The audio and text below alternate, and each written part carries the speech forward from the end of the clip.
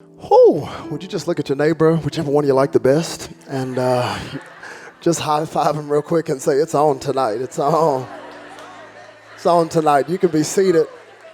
You can be seated. Happy birthday, City Light Church. Oh, we're going to turn up tonight. We're going to turn up tonight. It is certainly an honor, to say the least. Anytime my face is in the place, but especially on this really momentous occasion and this awesome day, it's always great to pause and thank God for all that He's done in the journey. Sometimes you're so busy in the story of God that you don't just stop and thank Him for the chapter. And we just want to thank Him for this chapter, and to Him be the glory for all that He's done. But the reality is, none of us would be here tonight if two people didn't say yes to the call. And that is Jabin and Shanen. And I just want us just for a moment to thank God for Pastor Jabin and Pastor Shanen, the real senior pastor. Come on, can you let them know how much you love them? Come on, honor elevates your life. And it's pretty amazing. It's pretty amazing that they're friends of ours, and we absolutely, positively love you. I pray that all of you get friends like Pastor Jabin and Shanen, and that God allows you to see something that was in their heart manifest in their hands. And we're just glad to be here. I want to preach tonight, if that's cool. I have a word from heaven, and I want to jump straight into it. I preach better when my wife is with me and she's here, and I thank God for her. But I flew in straight from the great country of Texas, and and landed here and came straight here from the airport. So I came to do some damage to the kingdom of darkness tonight. I hope you feel like getting a word from God. But go with me to Mark chapter 5 tonight. Mark chapter 5. And I want to look at verses 21 through 43. Mark chapter 5. Start at verse 21. We'll land at verse 43. While you're looking for it, how many of you have never heard me preach before? Can I see a hand if you've never heard me preach before? Man, quite a bit of you. Quick disclaimer, I'm a holla back preacher. I don't have to say that at City Light, but if anything I say resonates with you over the next 6.5 hours that we have together, you can say amen, you can say preach that. Even if you're calm, quiet, and reserved, just come on, it's your birthday. You could just let loose today, you know. Throw a hanky, do a Jericho march, do something. Mark chapter 5, start at verse 21, we'll land at verse 43. Quite a bit of scripture, but I need all of it for you to really get the context of where we're going. When you're ready to read it, say yeah. Need some time to find it, say hold up. All right, everybody got it, come on. It says, when Jesus had again crossed over by boat to the other side of the lake, a large crowd gathered around him while he was by the lake. And one of the synagogue leaders named Jairus came, and when he saw Jesus, he fell at his feet. He pleaded earnestly with him, "My little daughter is dying. Please come and put your hands on her so that she will be healed and live." So Jesus went with him. A large crowd followed and pressed around him, and a woman was there who had been subject to bleeding for 12 years. She had suffered a great deal under the care of many doctors and had spent all she had, yet instead of getting better, she grew worse. When she heard about Jesus, she came up behind him in the crowd and touched his cloak, because she thought, if I just touch his clothes, I will be healed. Immediately her bleeding stopped, and she felt in her body that she was freed from her suffering. At once Jesus realized that power had gone out from him, so he turned around in the crowd and asked, "Who touched my clothes?" "You see the people crowding against you," his disciples answered. "And you're going to sit up here and ask, who touched me?" Jesus kept looking around to see who had done it. Then the woman, knowing what had happened to her, came and fell at his feet, and trembling with fear told him the whole truth. And he said to her, "Daughter, your faith has healed you. Go in peace and be freed from your suffering." While Jesus was still speaking, some people came from the house of Jairus, the synagogue leader. "Your daughter is dead," they said. "Why bother the teacher anymore?" Overhearing what they said, one version says ignoring what they said, Jesus told him, don't be afraid, just believe. He did not let anyone follow him except Peter, James, and John, the brother of James. And when they came to the home of the synagogue leader, Jesus saw a commotion with people crying and wailing loudly. He went in and said to them, why all the commotion and wailing? Child is not dead, but asleep. But they laughed at him. After he put them all out, he took the child's mother, you know what I mean, hello. Took the child's father and mother and the disciples who were with him and went in where the child was. He took her by the hand and said to her, Talitha cum, which means, little girl, I say to you, get up. Immediately the girl stood up and began to walk around. She was 12 years old. At this, they were completely astonished. He gave strict orders not to let anyone know about this and then told them, don't just stand there and look at the girl. Go to Chick-fil-A and get her something to eat. Come on, somebody. That is good stuff all by itself. All by itself. Now, in full sermon prep disclosure, I have to tell you that I almost titled this message tonight. Get Up. Get Up. Because come on, it's your anniversary. That's a good sermon title, Get Up. Upon further reflection, I realized that was a premature title simply because of verses 40 and 41. And I want us to hone in on verses 40 and 41 because remember, Jesus walks in and says, this girl is not dead, she's just asleep. But in verses 40 and 41 of Mark chapter 5, after he said that, it says, but they laughed at him. Ooh, they laughed. Who is the they? The negative, hating, doubting, unbelieving, faithless, SAT word, cantankerous people that were in the room. That you know those people that light up a room when they walk out? Don't point at nobody. Those people that like for every solution, they're going to find a problem. That's the they.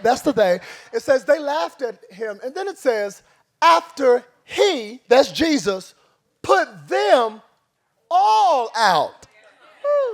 Jesus put them out. In fact, the Greek suggests that he physically put them out. See, I don't want to mess up your theology or your Christology tonight because you think that Jesus is just kind and sweet and loving and caring and he's a good father.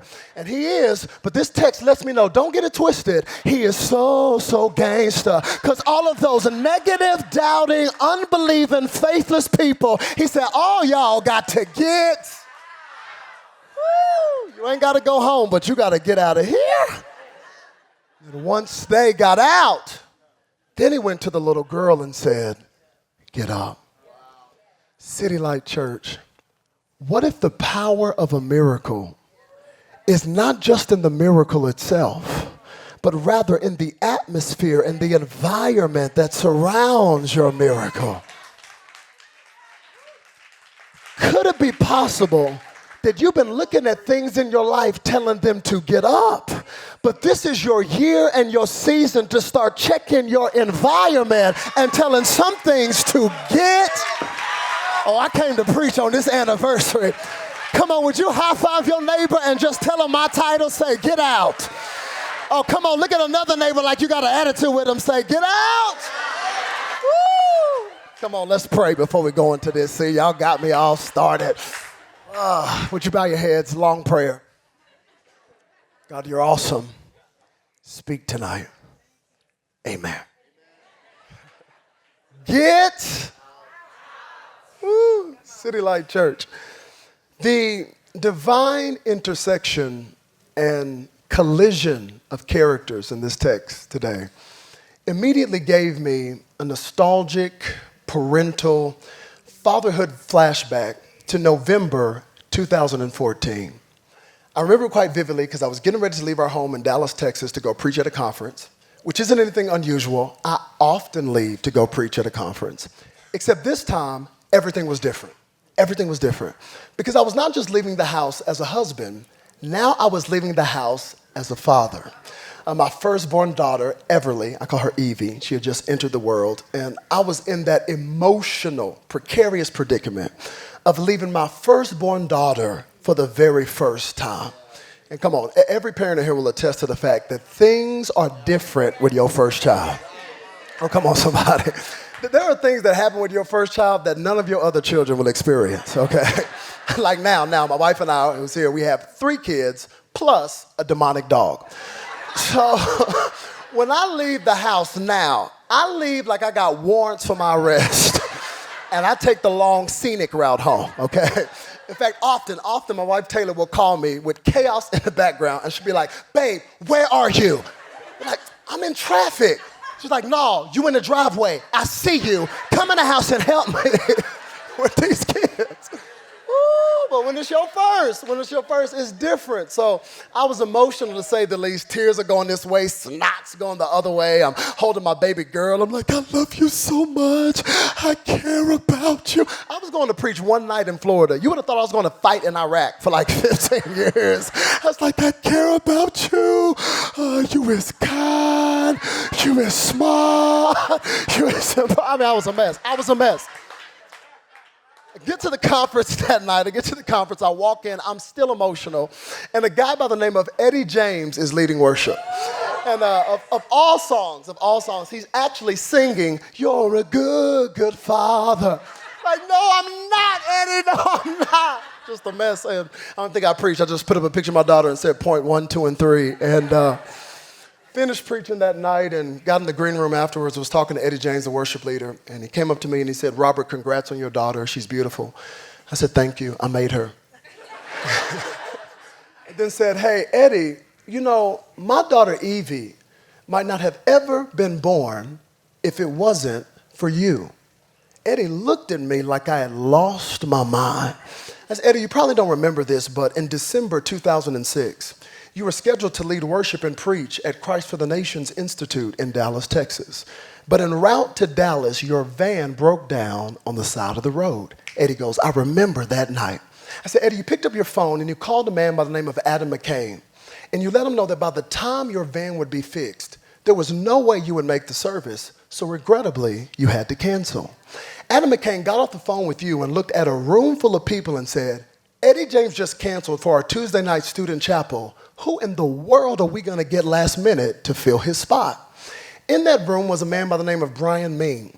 He lifts up his hand and says, 'Hey, I just heard this young guy named Robert Madu preach. He's local here in Dallas. Maybe he can do it.' All of a sudden, my phone rings and the voice on the other line says, 'Is this Pastor Robert Madu?' I dropped my voice real low and said, 'Why, yes, it is.' He said, 'Man, I know this is crazy and this is last minute, but we just had a cancellation for our Tuesday night student chapel. Is there any way you would be available to come and preach to our Bible college students?'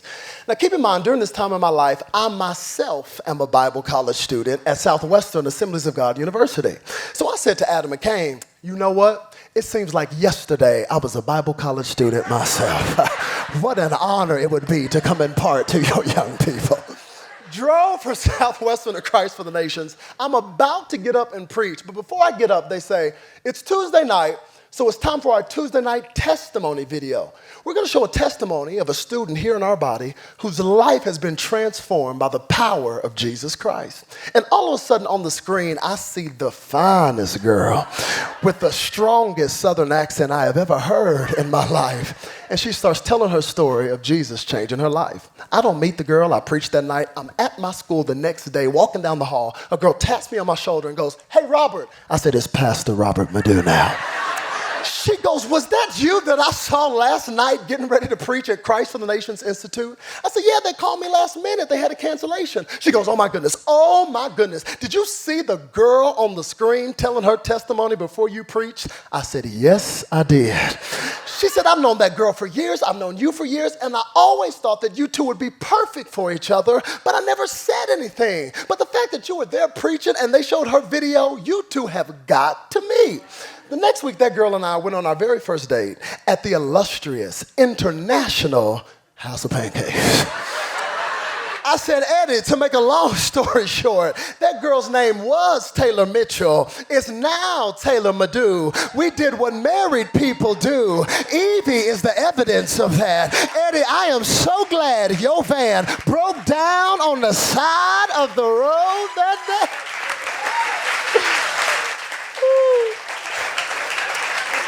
And I shared that story tonight, first of all, to give some hope to the single people. Hello, this your year.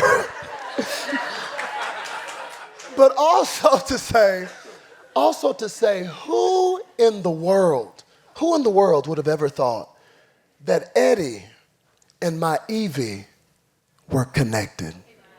Because their connection is not one that is easily seen on the surface. But once you begin to peel back the layers and dig down deep into the archaeological value of a person's life, it becomes so clear that none of us get to live our lives in autonomy with just me, myself, and I. But how many of you know all of us are connected? Oh, we are deeply connected. Come on, miracles merge with miracles. Testimonies touch each other. Our lives have a way of intersecting. Oh yes, our lives are not straight lines. Our lives are actually links because all of us are connected. Ooh, doesn't it frustrate you when people you love don't understand this premise and they got the nerve to tell you, don't worry about me. Don't worry about me. You do you, I'ma do me. You do you, and I'ma do me. And you want to look at that person and go, well, you doing you is actually affecting me because all of us are deeply and intrinsically and inextricably connected. So I don't find it strange in Mark chapter 5. Mark begins by talking about this synagogue leader by the name of Jairus. But in the middle of Jairus' story, we're abruptly interrupted with the story of a woman with an issue of blood. And the reason that Mark has sandwiched these two stories together is because the two of them are connected. Deeply connected. In fact, to talk about Jairus, the synagogue leader, but to never discuss the woman with an issue of blood is really to do an injustice to the integrity of this text because the two of them are connected, deeply connected. Now, not on the surface. Whew, if you just look at the surface of their lives, they could not be more opposite. Come on, if you just look at the surface, one of these things is not like the other. Come on, let's just start with biology 101. Jairus is a man, she is a woman. Hello. Jairus is named in the text. The Bible doesn't even give us this woman's name. Jairus is honored and respected, but this woman has been shamed and rejected. Jairus is a ruler in the Jewish synagogue. This woman can't even come near the synagogue because her sickness has made her ceremonially unclean. Jairus has a family. This woman sits alone. Jairus is affluent, the culture would suggest. He's got some money in the bank. This woman is broke, busted, and disgusted and has spent all she had on worthless physicians who have made her worse instead of better. Let me bring the text to the 21st century. Jairus is driving a Benz. This woman is riding a bus. They have nothing in common on the peripheral, and yet life has put them in the exact same place, posture, and position because they both have been hit with something that they cannot handle. You know life will do that. Life has a way of evening the playing field. Life is an equal opportunity employer. Life does not discriminate. It does not player hate. Life will hit you upside the head with some stuff that your money can't fix, your friends can't fix, your Instagram followers can't fix. Life has a way of taking your breath away. And might I suggest tonight that if life has hit you with something that you know you cannot handle, how many of you know that thing is a job for Jesus? That's time for you to just throw up your hands and say, God, I don't know what to do about this, but surely you know what to do. Oh, look at Jairus and this woman. Nothing in common on the peripheral. Both ended up in the same position, having to push people out the way to get an appointment with Jesus. I love it. I love that not one of them had a pretty pathway with rose petals to Jesus, but they both had to get physical and push people out the way to get what they needed from God. I didn't expect to get a lot of amens on that. I didn't expect to get a lot of amens on that because you don't like that. You want everything with God to come easy. You want God to show up on your time schedule. You want God to show up like Amazon Prime in 24 hours or less. But can I tell you, every once in a while, you're going to have to push some things. You're going to have to push some people. You're going to have to push some mindsets out of the way. You're going to have to do something you've never done before in order to get something you've never received and push. Would you wake up your neighbor on this anniversary? Just push them just a little, pushing. Woo, pushing. They both had had to push. I'll tell you why they're pushing. They're pushing because desperate people do desperate things. Oh, come on. How many know when you are really desperate for God to do something in your life, you approach God differently? But when you are really desperate for God to do something in your life, you come to church differently. Oh, when you are desperate for God to show up, you'll be here in all the services. You'll come to the 5 and the 7 o'clock. You will stand in line. You will fight traffic. When you are desperate for God, oh, you will sing the songs loud. You don't care whose nerves you getting on. You'll mess up all that Mary Kay and Mac makeup because there's something you need God to do in your life. Oh, it's something about desperation. I found in my own life that God will often use desperation to push you in your purpose. God will use desperation to drive you into your destiny. In fact, hear me, desperation is the door that breakthrough walks through. Ooh, that'll tweet. I'm going to say that again. I said desperation is the door that breakthrough walks through. Some people wonder, how come I hadn't got my breakthrough yet? Sometimes it's because you haven't got downright desperate enough for God to do it in your life. And there's something about desperation. It was the rolling tides of desperation that brought Jairus and this woman both at the feet of Jesus. Ooh, I love that. Nothing in common on the surface. Both ended up at the same spot, at the feet of Jesus, desperate for him to do something in their lives. That is a picture of this church. That is a picture of the gospel. That we can come in here today with all of our differences on the surface, but yet we all end up at the same place, at the feet of Jesus, desperate for him to do something in our lives. Are you bored yet? Because I would love to delve into the details of their desperation. Jairus, he gets to Jesus first, and boy, is he desperate. He's desperate because his baby girl, his little girl, she is dying. Hear that? She is dying. So when he approaches Jesus with the vocal intonation of a 911 caller. He's not saying, Jesus, can you come to the house when you have a chance? He's saying, Jesus, hurry up and come to my house. This woman is just as desperate, but her situation is chronic. It's been going on for a while now, this hemorrhaging, this bleeding that is occurring in her body. And watch how much Mark, the gospel writer, wants us to know that the two of them are connected. Because it just so happens that Jairus' little girl who is dying is 12 years old. And this woman with an issue of blood has been dealing with it now for 12 years. They're connected. So you got a 12-year-old dying daughter and a 12-year-old disease. So church, that just means, chronologically speaking, the same year that this little girl was born was the exact same year that this woman was diagnosed with her disease. That means, cinematically speaking, if Mark chapter 5 was a movie and the producers of This Is Us were making a movie, this would be the scene in the movie where it would flash from the feet of Jesus and go 12 years earlier. And it would go to a hospital. And walking out of that hospital would be Jairus, his wife, and them holding a brand new baby girl, smiling ear to ear with the full joy of parenthood. And then perhaps walking out of that same hospital is a woman, tears coming down her face, because she's just been diagnosed with a disease and the doctors don't know what to do about it. And just maybe they were in the same hospital that day, but didn't even see each other. Come on, y'all, isn't that just like life? See, sometimes in life, you can be so preoccupied with your promise or so preoccupied with your personal pain that you don't even see other people that are around you. Sometimes in life, and especially in the church, you can be so busy shouting over what God has done or so busy weeping over what hasn't come to pass yet that you're oblivious to other people around you, other people that God has put them in your life for you to be a blessing to. Oh, and can I suggest in this narcissistic, individualistic, selfie-saturated society in which we live, we've forgotten Romans chapter 12 that says you got to rejoice with those that rejoice, but also weep with those that weep. Come on, somebody. Don't be so concerned about you that you miss other people around you. Thank God for Jesus. Because the two people that didn't see each other at the hospital are now forced to see each other at the hem of his garment, and now the two 12s are touching. Ooh, I feel like preaching. Somebody say 12.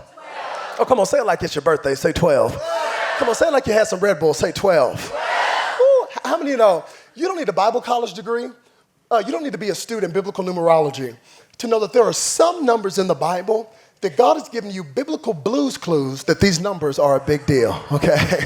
12 is one of those numbers. 12 is a big number to God. You remember when God began his covenant with his people, a covenant that commenced with the call of Father Abraham, continued in Isaac, but culminated in Jacob. Jacob had not 5, not 10, 12 sons. Those 12 sons represented the power and the authority of God's covenant with his people. Those 12 sons became the 12 tribes of Israel, representing the power and the strength and the authority of that nation. You remember in the Old Testament, whenever the high priest would go into the Holy of Holies, the presence of God, he would stand there on behalf of the people of God, but he didn't have on skinny jeans. He had a breastplate that had 12 precious stones representing those 12 tribes of Israel. That's too much Old Testament. You bored. Fast forward to the New Testament. You know our New Testament high priest, who is Jesus. The first time we see Jesus teaching in the temple is at the tender age of 12. And they marveled at the wisdom and the power that came out of a 12-year-old. You remember when that 12-year-old turned 30 and he got ready to pick his crew, his disciples, his road dogs. If it was me, I would have stopped at 11. But not Jesus. He said, I need a hater too. Come on, Judas. And he picked 12 dudes to roam the earth and gave all 12 of them power to heal the sick and to raise the dead. What is 12? 12 is a number of God's power. It is a number of God's authority.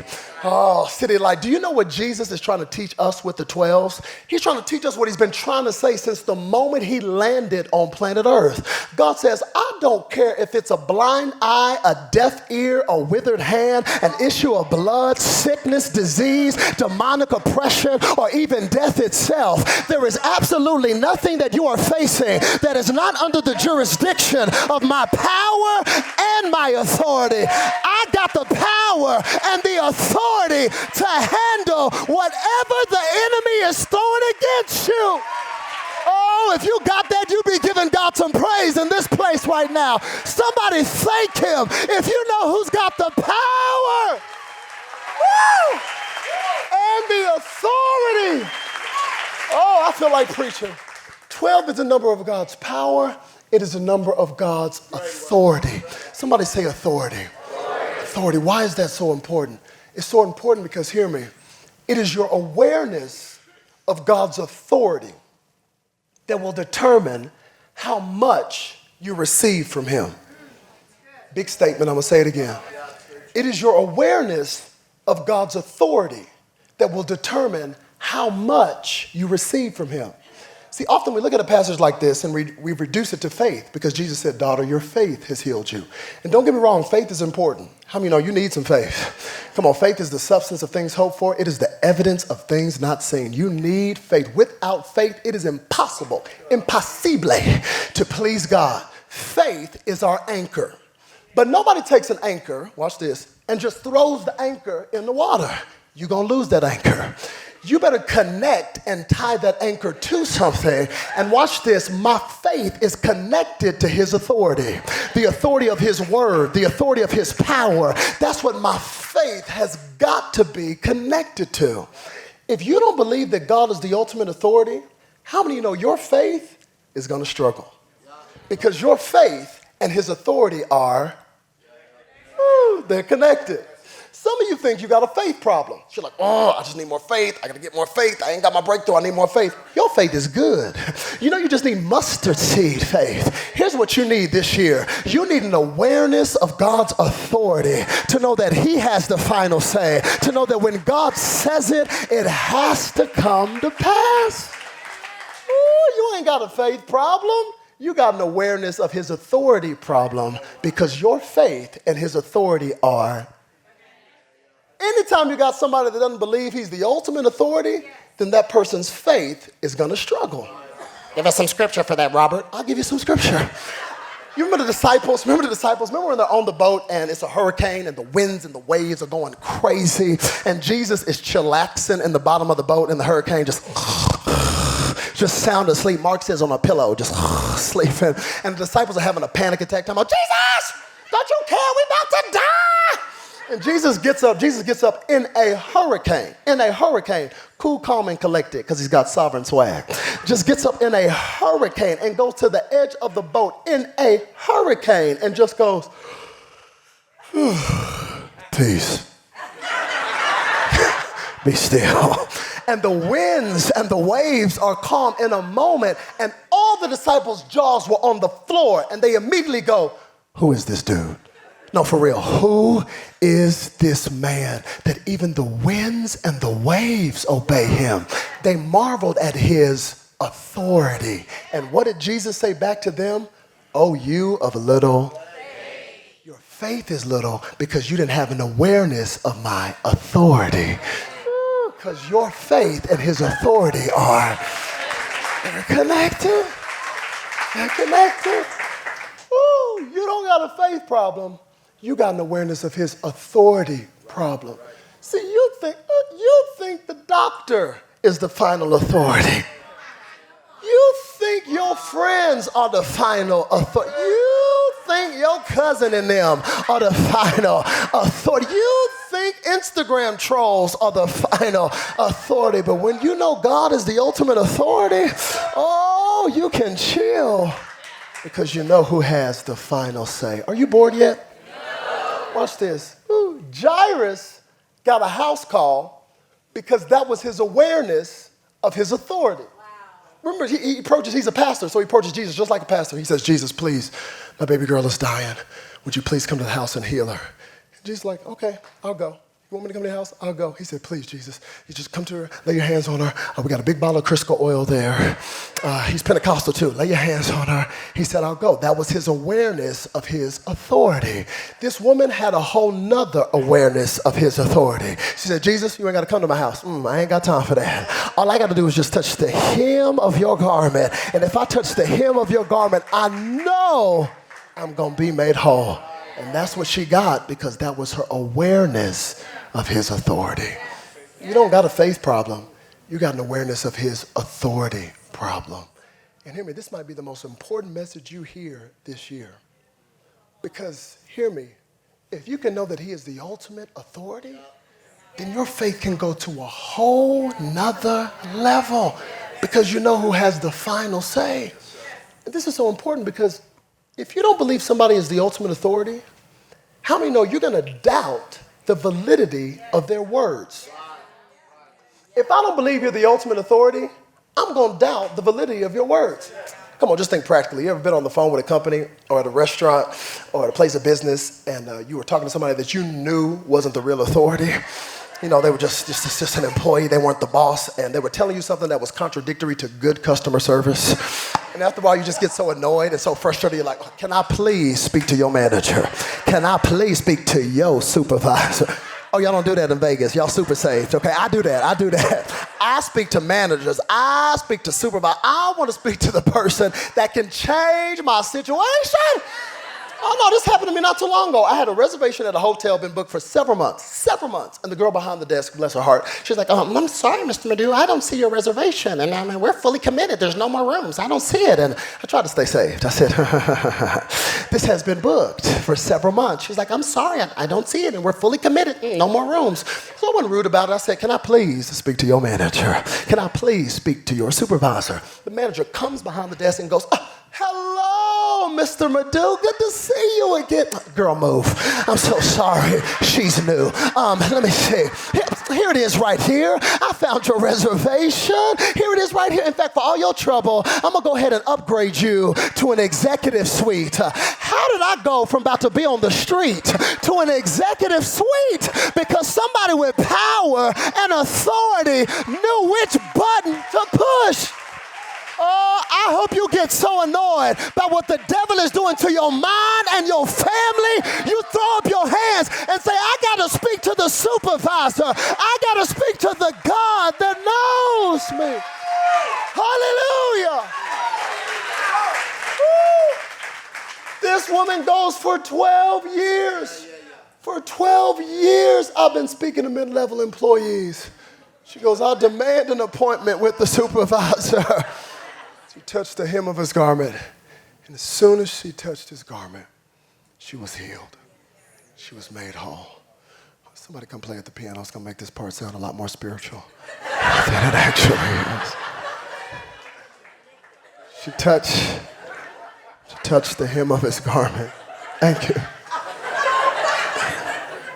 Soon as she touched it, she was healed. I could shut the sermon down right there, but I can't. Because don't forget that this woman and Jairus are. And her healing, hear me, was actually an interruption to Jesus' journey to Jairus' house. Don't forget who got to Jesus first. Jairus did. So I can see exactly how it went down. He says, Jesus, please, come to my house. My baby girl is dying. Will you come? Jesus says, yes, I'll go. But the Bible is clear. There is a huge crowd, a massive crowd, because Jesus had that type of power, a huge crowd there that day. So Jairus' challenge is to get Jesus through the crowd, back to his house. And don't forget, time is of the essence, because she is dying. So you know how it is when it's a crowd of people, you're trying to get through, you're like, excuse me, move, excuse me, move, excuse me,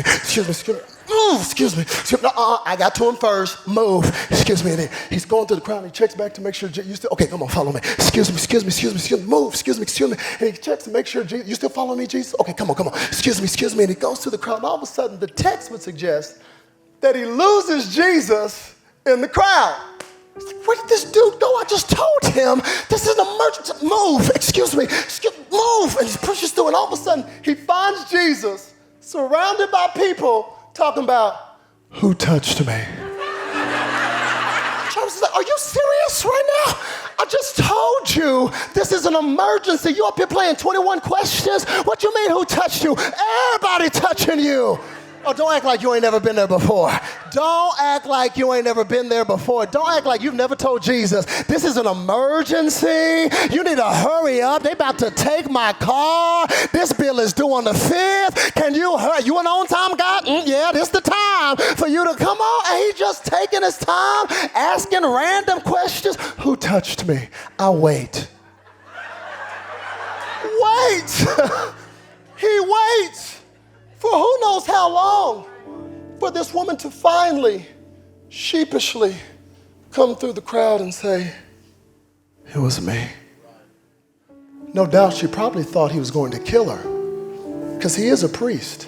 She's not even supposed to be in public, let alone to touch a priest, because the unclean was never supposed to touch the clean. It would contaminate the clean, but she was about to find out that Jesus was a different type of clean. And when you touch him, what's on the inside of him gets on the inside of you. Oh, I'm going to pause right there. Some of you need to change your perspective on who God is. You can come to him with all your junk, all your issues, and just grab a hold of him.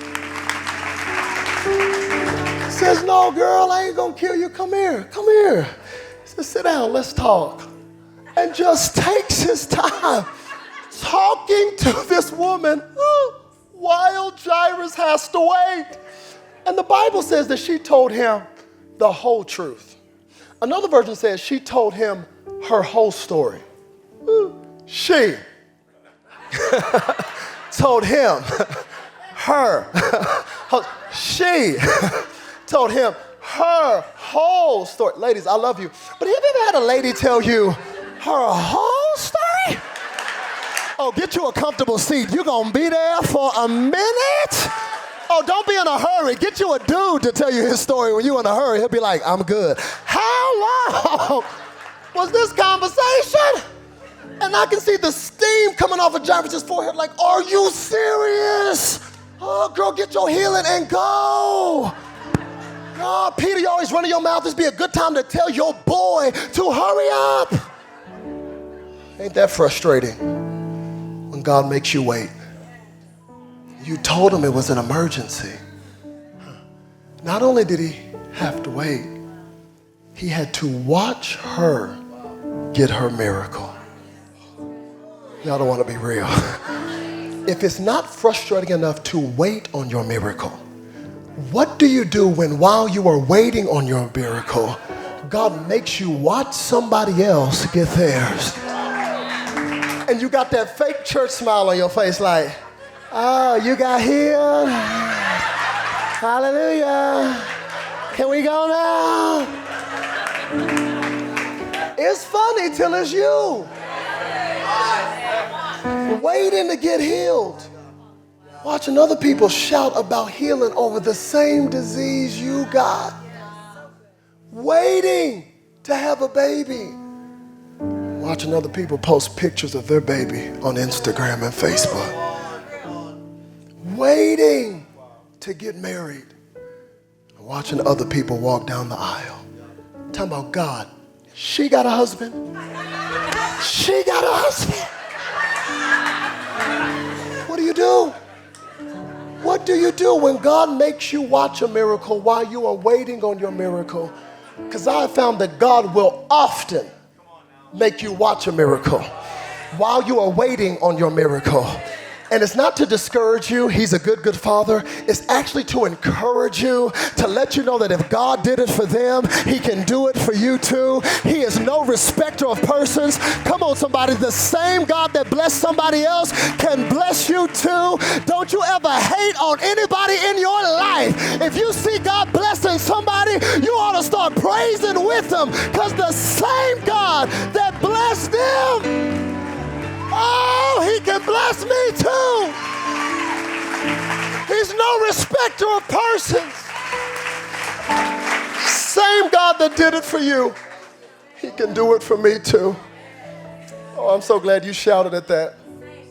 I'm a preacher. I'll set you up for that shout.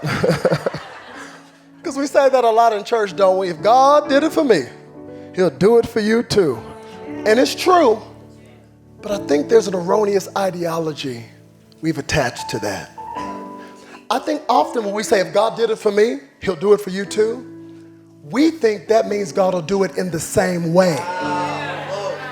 So if God blessed you with a house, ooh, turn up. He gonna bless me with a house in the same neighborhood and with the same square footage. And I'm gonna measure Jesus, so keep it even now. He'll do it for you too, but hear me. Often it won't be in the same way. This is why you got to stop comparing yourself to other people. Oh. Watch this. I'm done. Jairus and this woman both wanted the same thing, healing. Jairus didn't get a healing. He got a resurrection. Which sounds awesome. Don't shout too soon. Until you remember that the prerequisite for resurrection is death. So can you imagine, go there with me, while he's waiting on his miracle and watching her get hers, he feels a tap on his shoulder from the people that had come from the house. He can already see it when he looks at their face. They say, Jairus, why bother the teacher anymore? Your baby girl is already dead. Oh, when I read that, I felt Jairus' pain. But it also became clear to me that Jairus has horrible friends. Terrible friends. Hashtag the worst friends on planet Earth. Not because they told him his daughter was dead. Those were the facts. It's the commentary they added to the facts. They say, Jairus, why bother the teacher? And I have to use this voice because they annoy me. Jairus, why bother the teacher anymore? She's already dead. Jairus, why bother the teacher anymore?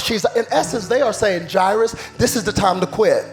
This is the time to give up. This is the time to just walk away and throw in the towel. Watch out for people in your life that are so quick to tell you to walk away from your dream, walk away from the promise God gave you. How you gonna tell me to give up? This ain't your daughter. And how you gonna say don't bother the teacher? You don't have an awareness of his authority, because he's more than a teacher. He's a healer. He's a way maker. He's a miracle worker. In fact, he's the resurrection and the life. So even death itself can't stop him. Oh, somebody give him some praise in this place. Hallelujah. Woo. Hold on one second. Remain standing. I gotta go. Woo. I can see Jairus He was so dazed by the bad news, I don't even think he wanted to move anymore because they told him his daughter was dead. And I think that's when Jesus took Jairus by the hand and said, Jairus, don't be afraid.